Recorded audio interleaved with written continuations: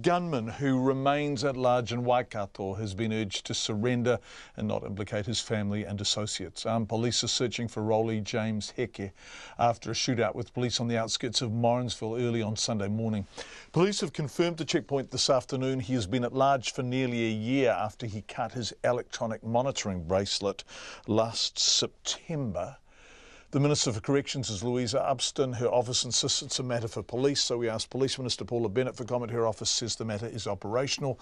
Labor's Deputy Leader and spokesperson for Corrections, Kelvin Davis, says it's unbelievable. He joins me now live. Kia ora, welcome to the program.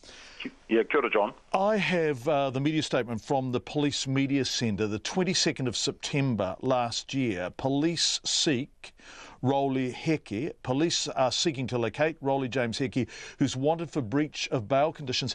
That's almost 12 months ago. Yeah, that's right. It sounds like the Minister of Corrections and the Minister of Police are playing a game of pass the hot potato here. They don't want to take responsibility. The only reason police are going hard out now is because this guy Heke shot at them. He could have shot at anyone over the last 12 months. This is terrible. It's a terrible reflection on the ministers.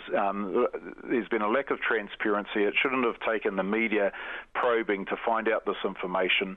And the fact that neither of the ministers of correctional police want to really take responsibility is an indictment on them.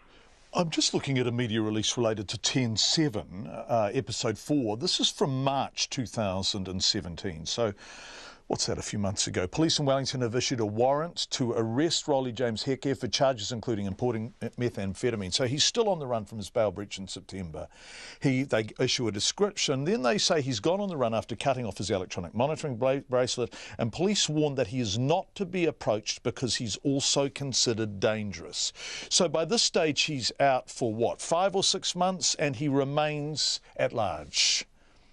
Yeah, absolutely. And what sort of actions were taken to find this guy beforehand? 5 months after he escaped, they're putting out a all points bulletin on a TV show. The public has been kept in the dark, and now that the serious situation.